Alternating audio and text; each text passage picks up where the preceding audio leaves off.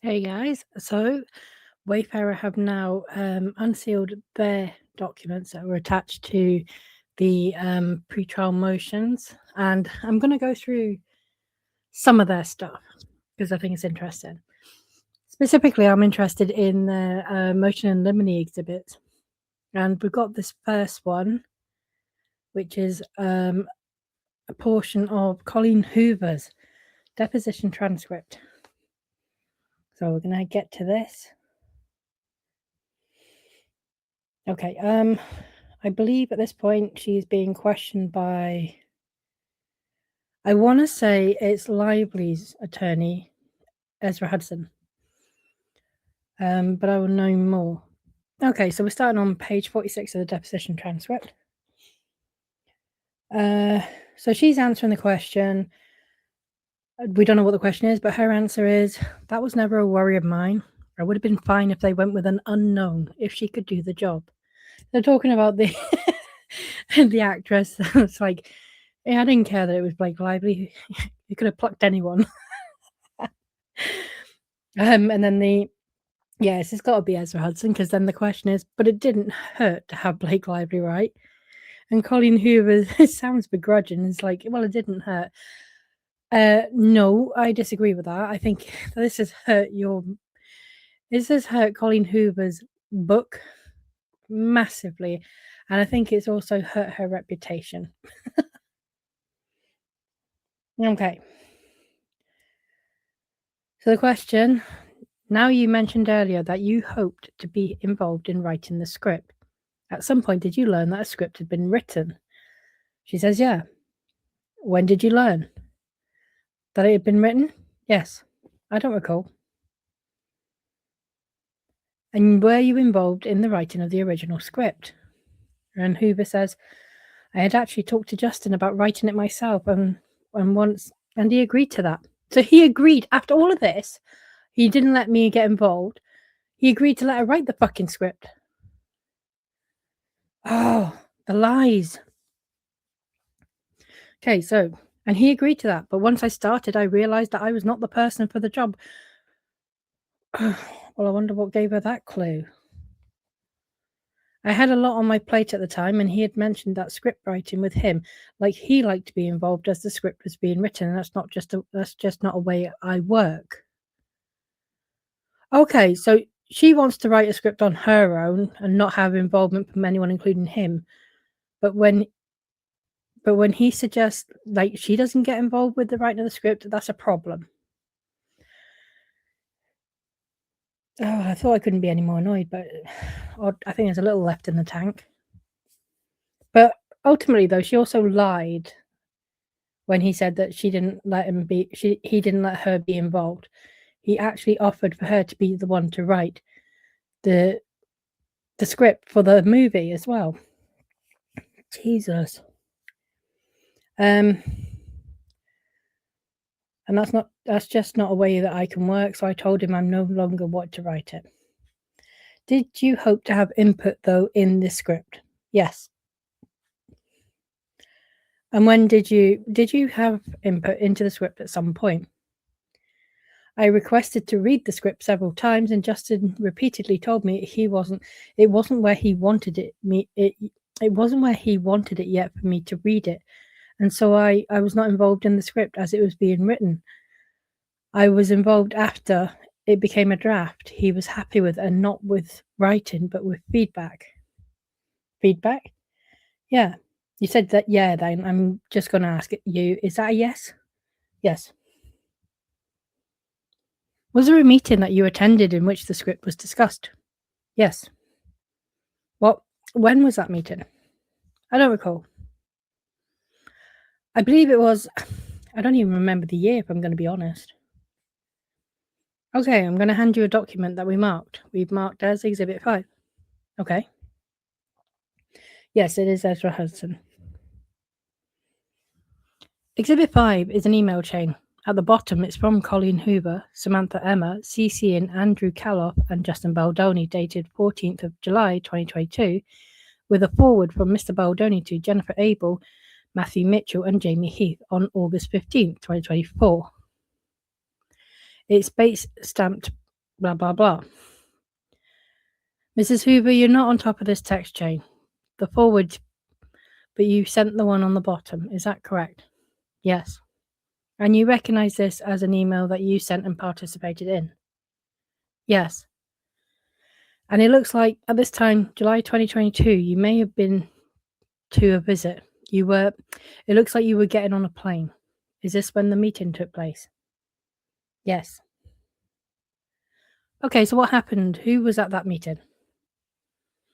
So Justin had held a contest for readers to read the script and attend his offices, and that was what the meeting was. Everyone read the script, and then they had a discussion with the readers who had been selected and they just kind of asked some questions about the script. And because they were still in the process of writing it and wanted to see what readers thought of it at that stage. And how did you feel about your role in that script meeting? There's an objection.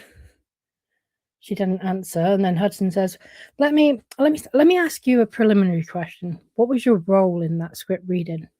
There's an objection. My role, I thought I would be to go into and be part of the discussion, but Justin had asked me not to speak during the script meeting. Which makes complete sense, because you wouldn't want the author influencing the opinions. You're gathering all these people there to get their raw opinions. I don't see a problem with that, and she shouldn't either. She should be used to, focus groups and things.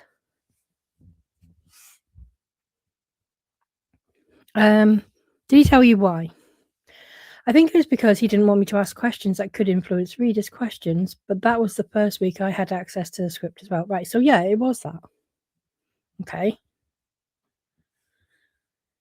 Did you have thoughts you wanted to share? Yes. Did you have thoughts that you would have liked to have shared at the meeting if you could? Yes. And when you wrote this email with those notes, was this your attempt to share the thoughts that you couldn't share at the meeting? Well, I asked him how I could get my thoughts to him, and he said that they were on a time crunch and that if I had thoughts to send them that day. And so after the script meeting, I went back to my hotel before my flight and wrote these thoughts, but it was based on what I had read during the meeting that day. He had given me the script a few days before this, but it was during Book Bonanza, which is the busiest weekend of the year, and I didn't have a free second to really write down thoughts or read it. Were you satisfied with the input that Mr. Baldoni was taking from you at the time? Objection. It was early on, so I can say that I wasn't satisfied that I wasn't given the script as it was being polished or made to his liking. He would not send it to me. I thought it would be nice to have earlier input as it was being written. Now, those are the kind of highlighted bits. I'm going to continue on, though, through the rest. Oh, where did I go? That's it. Right. Did you ever share with Mr. Baldoni your thoughts on how intimacy should be portrayed in the film? I don't recall. I'm going to hand you Exhibit 6. Okay, Exhibit 6 is a text chain between Jamie Heath, Ange Giannetti, Justin Baldoni, and Alex Sachs, dated April 30th, 2023. Ms. Hoover, you're not on this text chain, correct? Yes. So in the first text chain, why does it keep jumping? So in the first text in this chain, Mr. Baldoni forwards something that he purports is from you. Do you see that? Yes. It says from Colleen. Looks like do we jump? Sorry, I don't know why this keeps jumping. Right, so that's page 51. Yeah, we've jumped to page 65. Mrs. Hoover, I'm going to hand you a document that will mark as Exhibit 7. Oh, 8. I'm always one off. You mentioned that you had a dinner that you went to with Taryn Fisher, Jamie Heath, and Justin Baldoni that you thought might have been May 6th, right? Does this document refresh your recollection that it was, in fact, May 6th? Yes. And this is a text chain between Jamie Heath, Justin Baldoni, and Colleen Hoover dated May 6th. Do you recognize this text chain? Yes. And did you participate in it? Yes. Okay, what was the purpose of this dinner? I don't recall. We had just never had a meal together before, and we were together all day doing PR. But I think it was mostly because, this movie was halfway through being made and we didn't really interact a lot in person. And so I was in LA and we just all decided to have dinner. And up to that point, did you feel you had been able to give the creative input that you had wanted to give in the film? Objection. I feel like no. And what is it that you wanted to do that you felt that you hadn't been able to do at that point? Objection. I felt like I wanted to be more involved in just the sense of knowing what was going on with the filming. And I was not receiving dailies. And as an executive producer, I found that confusing. And I ended up having to go to ask Sony for the dailies. Just because without knowing what was going on or seeing what was being filmed every day, I didn't feel like I could give input because I was just unaware of what was happening. And what is a daily? A daily is what was filmed that day. They kind of condense it to what scenes they're going to use and send it to all the producers and whoever is on the daily list. And you mentioned you were an executive producer on the film. Mm-hmm. Is that a yes? Yes. And what were the duties of an executive producer to your understanding? I think it depends on who it is. I didn't really have duties per se. Executive producer, I was told, was more just like a title they give people.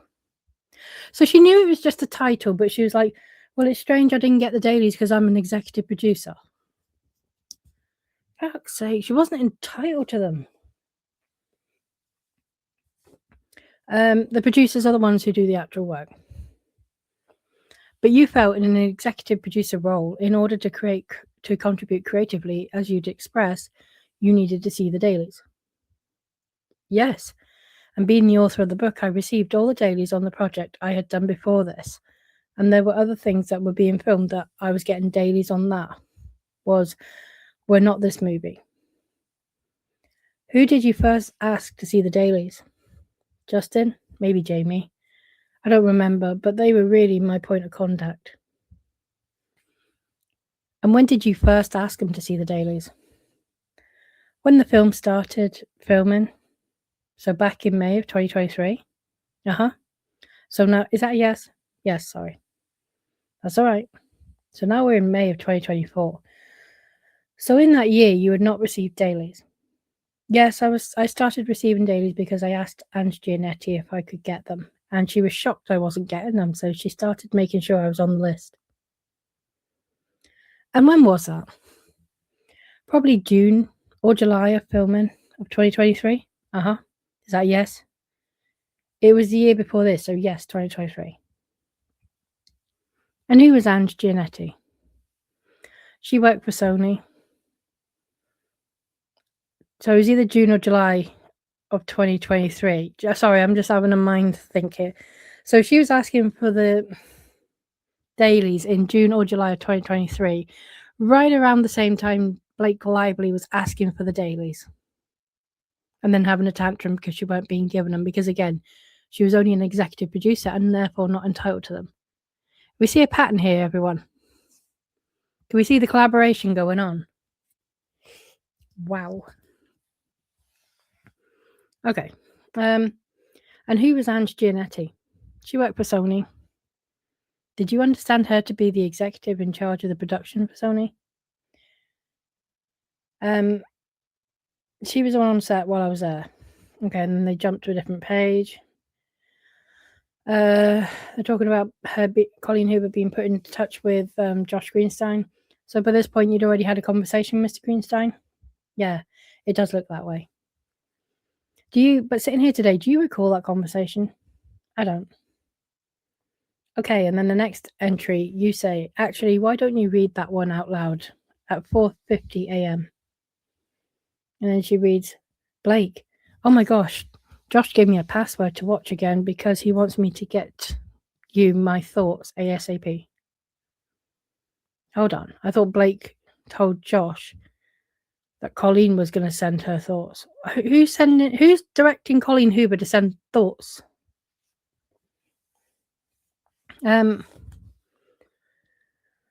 So I watched Justin's latest and yours side by side. I have a list of 57 things I loved about yours more. You killed it. It's so hard in the theatre to focus when you're nervous and people are talking, but seeing all the improvements you made solidified and already saw a decision. I'm going to bed, but we'll send you thoughts ASAP in the morning. I really believe in this adaptation and think with this week's edits that you're doing, it's going to be life changing. My God, thank you. I'm sorry this is a day late. I know I told you it was great already, but I can't wait to type up all the whys and get them to you tomorrow. Did this accurately describe how you felt at the time? Yes. And what was it that you saw when you had the opportunity to look at the cuts side by side that you liked more, Miss Lively's? Oh my God, I can't even believe what I'm about to read, right? This is a movie about domestic violence. Can we all remember that, yeah? And Colleen Hoover says, this is in terms of all the things that she preferred about Blake Lively's version, I definitely thought hers had more humour in it. Why are you trying to put humour in a film about domestic violence? What the fuck is that? Apparently, that was very important to Colleen Hoover. Is this why people who have no experience of abuse should not be talking about fucking abuse? They should not be writing about it and be some kind of authority or spokesperson. I don't need to say this, but there is absolutely nothing remotely humorous about an abusive or controlling relationship in any form, whether it be personal or professional. And the fact that these two women thought that humour was necessary in this film tells me everything I need to know.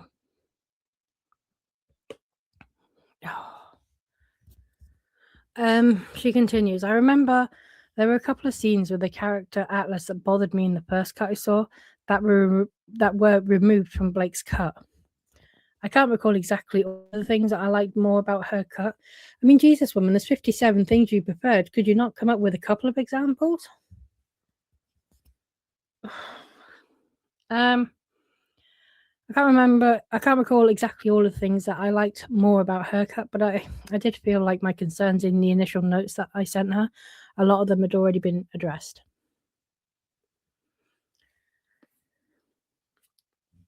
So are you saying that you think she may have made some changes between May 15th and when you saw the not based on my notes, I see.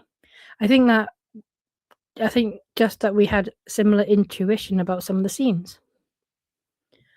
So just to make sure I understand what you're saying, between the time you gave notes on May 15th and you saw the screening yourself alone with Justin side by side, there had been some changes to the cut that Blake was working on that you liked. And we go to a different page altogether. She's answering yes. And then the question is, and dinner, is that the May 6th dinner? Yes. That we talked about. Okay, all right. And why was that dinner making you angrier every time you thought of it? What? I think because of the way they spoke about Blake, and I feel like I went into the dinner thinking that we were just going to have dinner, that it was a chance for us to get to know each other better. And instead, I ended up feeling like we only went to dinner so that they could tell me their opinions of Blake before I heard about what was happening. And I felt like if I cut off communication with them, then they wouldn't have the opportunity to have those conversations with me again. And Ms. Lively at 11:10 p.m. tells you, next time we talk, I want to hear it because I find myself feeling guilty for pushing back so hard on them to make the best movie. And I haven't shared with anyone my experiences with them until someone first comes to me horrified by their own experiences. And even then, I don't get into all of this. Interesting. Was that your experience with her, that she wasn't sharing all the details that she experienced with them? It's an objection. Yes, I mean, up until the first time I spoke to her, like, I don't think she was sharing it with people because I hadn't heard about it. And at this point, had she told you what her experience was as of May 25th? Some of it. She was very protective of a lot of the information. And do you recall what you knew at this time on May 25th? I knew everything that was in the letter that they signed, because at that point I had read it. Hold on, she had read the letter.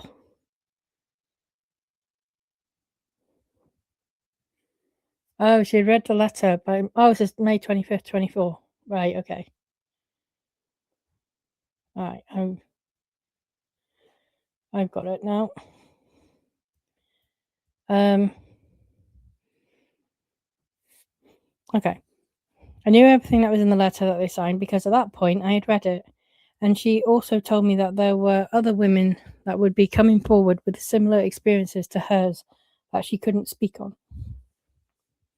And when you say the letter, you mean the protections to return to work? Yes. Did she go through each of those protections and explain what was behind them? We did discuss them, but at this point I haven't read that since that day, so I don't know. I can't remember each point. Miss Lively goes on to say in this text, yet somehow I hold those guys' narrative in my gut, and it hurts to be so misrepresented after being so viciously mistreated. Viciously mistreated. Remember, everyone, he called her dress sexy. Nothing that Blake Lively hasn't done to other people herself over and over and over again, but this is vicious mistreatment. Do you know what she meant by those guys' narrative? Yeah, I believe it was probably the narrative they had about her at the dinner with me. That's how I interpret this. And then Ms. Lively says, and all I'm fighting for is the work. That's all I've ever fought for is the work, and in that, a safe set to do the work in. That's it, from day one to today. And hundreds of millions of dollars. Did you have any reason to doubt that Ms. Lively was genuine in what she was telling you there? No. And then you go on to describe it a bit more. It looks like this dinner on May 6th at 11:33 p.m. And you say, yeah, honestly, the narrative wasn't anything too different than what you told us just from their angle. Oh, okay. And that's that. I might do Alex Sachs's actually.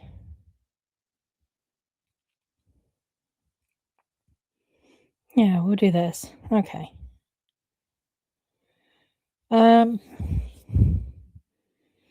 They're talking about a Zoom occurring during which Mr. Baldoni yelled at you. I believe it was in January 2023. Do you recall the general topic of discussion during that Zoom? Just a script. Do you recall Mr. Baldoni also mansplaining to you during that note Zoom in January 2023? I don't recall. Do you recall whether he interrupted you during that notes Zoom in January of 2023? I don't recall. So she doesn't remember much. You mentioned that there was a third incident. Right, the first two, we've not established the first two yet. She can't even remember. You remember, I'm getting annoyed. You mentioned that there was a third incident in which Mr. Baldoni yelled at you. Is that right? Yes. And when was that roughly? That was on set towards the end of the first round of shooting. Would that have been roughly June 2023? I believe so. What do you recall about the meeting on set with Mr. Baldoni in which he yelled at you? We were shooting at the route location. It was a very stressful day of shooting because we had a lot of work to do in a short amount of time. Okay, so she's already prefaced that he was stressed. She was stressed, he was stressed, everyone was stressed. Jamie and Ange were behind me, and he came up to me and asked how I thought the scene was going and if he was getting it, which I thought he did, and also expressed that I didn't believe that he needed more coverage. And then he yelled at me and said that, I don't remember exactly, but something to the effect of, I actually don't remember exactly what he said. Well, this is really not helpful. She doesn't even remember this. So all of the incidents that Lively is citing, do you know, they couldn't have put her up on the stand, right? Because it would have been like, well, what did he say? I can't remember. It couldn't have been that bad then if you can't remember. So she can't remember anything. He yelled something, then slammed his hand on the director's chair next to her and walked away. And then I turned around and looked at Ange and Jamie, who she calls Amy, and said that if he did that, something like that to me one more time, that I was going to walk off a movie. Why did you feel like you would walk off a movie if you behaved in that manner again? It was the first time I felt physically intimidated. Why did you feel physically intimidated during that interaction with Mr. Baldoni? Because he slammed his hands on a chair right next to me while yelling at me and saying my name. That's the one thing I remember, is he said Alex. He yelled Alex and then slammed his hands on the chair? Yes. But you don't remember any other part of that. Oh. Can you describe for me where you were when that happened? I know you mentioned that you were filming a root scene. What did that look like? We were in a restaurant, and the front of the restaurant is where we were filming. And then there was sort of a divider in the restaurant, and Village was behind the divider towards the back of the restaurant. And that's where I was sitting, in one of the first chairs closest to the monitor at Village. So you were sitting at the Village. Who was around you? Ange and Jamie were sitting in 2 chairs behind me. Was anyone else there? There was probably lots of crew milling around, but no one I can remember specifically. And then I think we jump page. Yeah, we do. Something, we're not getting along. Yes. What do you remember knowing at that time? I don't remember specifics. Oh, God, this is helpful. Do you recall conveying to Mr. Zavala any concerns with respect to how Mr. Baldoni was treating you on set? No. Do you recall sharing with Mr. Zavala, for example, that you felt sidelined on the production? No. Or like you didn't have a voice? I don't remember sharing that with him, but that would have reflected my feelings at the time. So someone has told someone who's told Warren Zavala, and they've basically portrayed it as she has told Warren Zavala. And she's like, don't know what you're talking about. At the time, in May of 2023, did you feel sidelined on the production? Yes. Sidelined by Mr. Baldoni and Mr. Heath? Yes. Why? Because when I was originally hired on the movie, I was going to be the sole producer, aside from the writer, who had never produced a movie and was going to be off directing her own movie. And the prior movie I had done for Sony, I was really the lead producer on, making the bulk of the decisions in tandem with Sony. And within the first couple of weeks on this movie, and then subsequently when Jamie came on as a full producer, it became clear I was just there working for them, not able to make decisions. I was at times consulted, but things were not my call. It sounds frustrating. Was it frustrating? I found it frustrating. You can set that exhibit aside. And then Stephanie Rosa says, we'll take a break. Okay, and then they come back. Welcome back from lunch, Miss Axe. You understand you're still under oath? Yes. I'm going to hand you and then I'm thinking this is a different thing. Okay, so now they're on a different part. Something about boss's wife giving birth nude. Oh my God. Garofalo objects. Yes, I would, to the way that's been worded. Alex Sachs says, I believe she shared that at the time. Did you think it was appropriate for Mr. Heath to show Miss Lively a video of his wife giving birth nude? Objection. No. Do you want your boss to show you a video of his wife giving birth nude? Objection. No. You wrote, he did try to clarify that he thought Justin told her about it. Did you mean that Mr. Heath tried to clarify that he showed Miss Lively a video of his nude wife because Justin asked him to? I believe he was trying to clarify that he thought Justin had told her. And it cuts off and we go to a different page. Do you think it's appropriate for 2 men in charge of the production to joke about not being able to make eye contact with people because of HR? Objection. Can you repeat the beginning of the question? Do you think it was appropriate for two men in charge of the production to joke about not being able to make eye contact with people anymore? Objection. No. Why not? Objection. Because that's not how a workplace or the leaders of a workplace should operate. They shouldn't be making light of the behavior that makes their employees uncomfortable. But yet, it was perfectly fine for Lively to make light of domestic violence and add humor into a domestic violence film.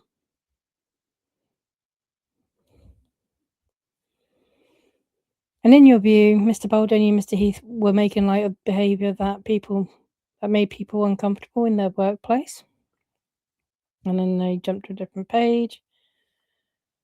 Halfway through an answer that made you perceive she was uncomfortable. Objection. Joel Glover is objecting, so he's Jed Wallace's attorney. Oh, I wonder what's going on there. Garofalo also joins the objection.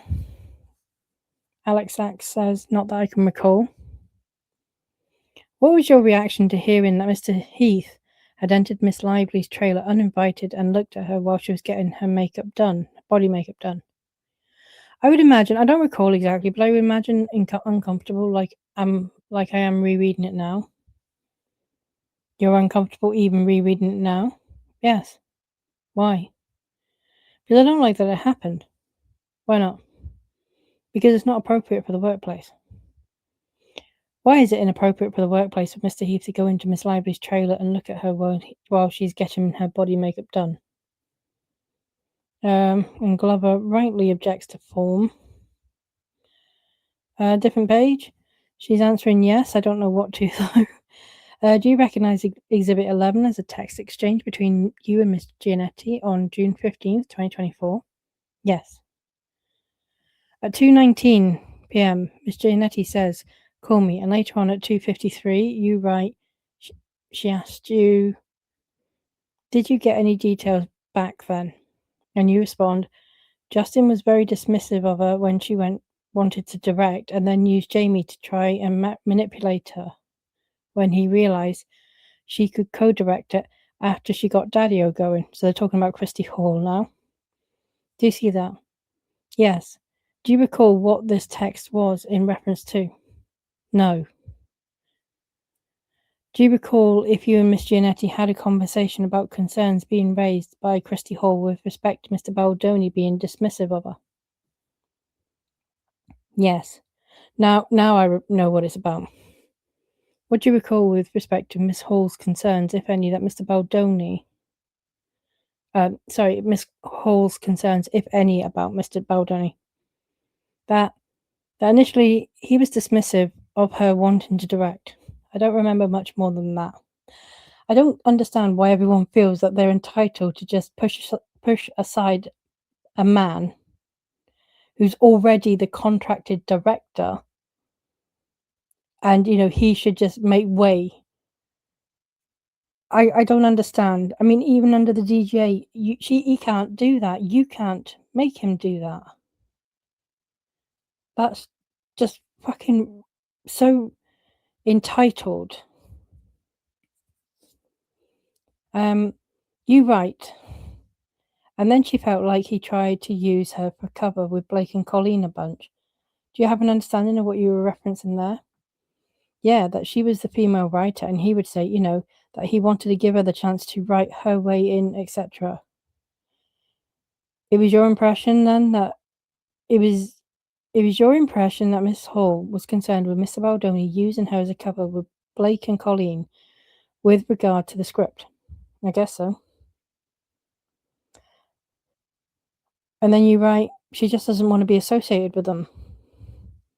Yes. What is that in reference to? That is that she didn't want to be associated with Justin and Wayfarer. Miss Hall did not want to be associated with Mr. Baldoni or with Wayfarer. I believe so. Did you know why? I believe because of everything I wrote previously.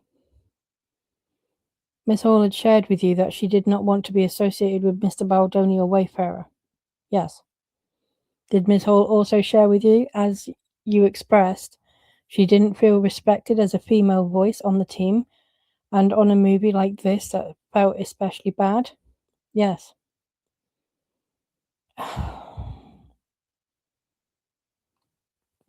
At 2:59, Miss Giannetti writes, just so many things stacking up people are so upset or pissed off about. I cannot believe how they just keep, and then it goes to a different page. Okay, so Wayfarer's attorney are now doing the questioning. And there had been an incident before where he interrupted you on a Zoom call? Yes, it was. I think it was a phone call. Okay, and that did not please you very much, correct? Correct. And you told Mr. Baldoni, right? No, I actually didn't. So you didn't even tell him? But he apologized to you, didn't he? He did. So he knew or felt that he had been impolite. Is that the right word? Objection. Yes. And apologized to you. Correct. Do you think Mr. Baldoni cut you off during that call because you were a female? Objection.